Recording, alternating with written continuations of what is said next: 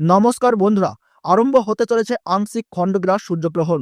দিনের বেলাতেই গোটা পৃথিবী জুড়ে নেমে আসবে ভয়াবহ অন্ধকার, যার ফলে আগেভাগেই জনসাধারণের মধ্যে পড়ে গিয়েছে শোরগোল। আংশিক খণ্ডগ্রাস সূর্যগ্রহণে বিশাল প্রভাব পড়বে বিশ্ববাসীর জীবনে।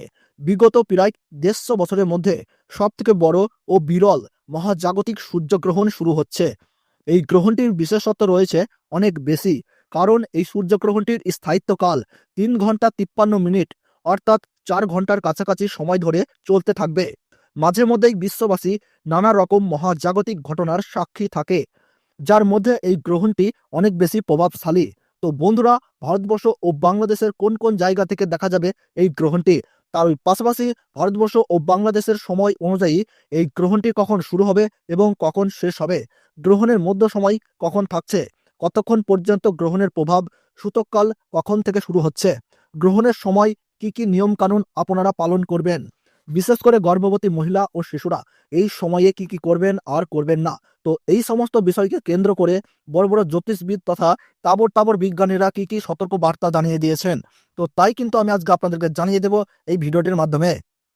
তাই বিস্তারিতভাবে জানতে হলে অবশ্যই ভিডিওটিকে শেষ পর্যন্ত মনোযোগ সহকারে দেখবেন এবং আপনার জেলার গ্রহণ সম্পর্কিত যে কোনো গুরুত্বপূর্ণ খবরের আপডেট সবার প্রথমেই পেতে হলে অবশ্যই নিজের জেলার নামটি কমেন্ট বক্সে জানিয়ে রাখবেন।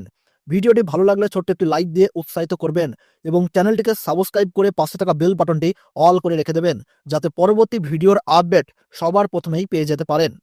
এই আংশিক খণ্ডগ্রাস গ্রহণটিকে নিয়ে ইতিমধ্যেই মানুষের মধ্যে নানান কৌতূহলের শেষ নেই। আংশিক খণ্ডগ্রাস হওয়ার কারণে সূর্য কিন্তু ঢেকে যাবে, অর্থাৎ দিনের বেলাতেই কিন্তু নেমে আসবে রাতের ছায়া। পৃথিবীর সমস্ত জায়গা জুড়ে আকাশে দেখা যাবে চাঁদ ও তারা।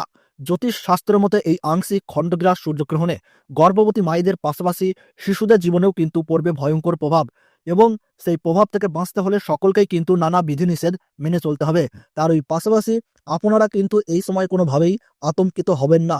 ফাঁকা স্থান বা শ্মশান বা দূষিত জায়গা থেকে দূরে থাকবেন।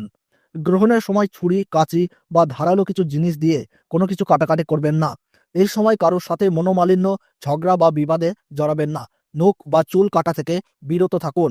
গ্রহণ শুরু থেকে শেষ হওয়ার সময় পর্যন্ত কোনো কিছু খাবেন না। তার ওই পাশাপাশি অপরের নিন্দা করবেন না, তাতে কিন্তু আপনার জীবনে খারাপ প্রভাব পড়তে পারে। এবং গ্রহণ শেষ হলে অবশ্যই স্নান করবেন এবং নিজ নিজ ইষ্ট দেবতার পাঠ করবেন। সেই সঙ্গে গরিব মানুষদের দান ও সেবা দেওয়ার চেষ্টা করুন। পারলে পশু পাখিদেরকেও খাবার দিয়ে তাদের সেবা করুন, তাতে এই গ্রহণের অশুভ প্রভাব থেকে রক্ষা পেয়ে সফলতা পাবেন। তো ভারতবর্ষ ও বাংলাদেশ থেকে এই আংশিক খণ্ডগ্রাস সূর্যগ্রহণ শুরু হচ্ছে 29শে মার্চ 2025 সাল, বাংলা 15ই চৈত্র 1431 সাল শনিবার। ভারতবর্ষের সঠিক সময়সূচি অনুসারে এই আংশিক খণ্ডগ্রাস সূর্যগ্রহণ শুরু হচ্ছে দুপুর 2:21 এবং গ্রহণ সমাপ্ত হচ্ছে সন্ধ্যা 6:14 এবং গ্রহণের মধ্য সময় থাকছে বিকেল 4:17 এবং বাংলাদেশের সঠিক সময়সূচি অনুসারে এই আংশিক খণ্ডগ্রাস সূর্যগ্রহণ শুরু হচ্ছে দুপুর 2:51 এবং গ্রহণ পুরোপুরিভাবে সমাপ্ত হচ্ছে সন্ধ্যা 6:44 এবং গ্রহণের মধ্য সময় থাকছে বিকেল 4:47। গ্রহণের গাসমান রয়েছে 0.937।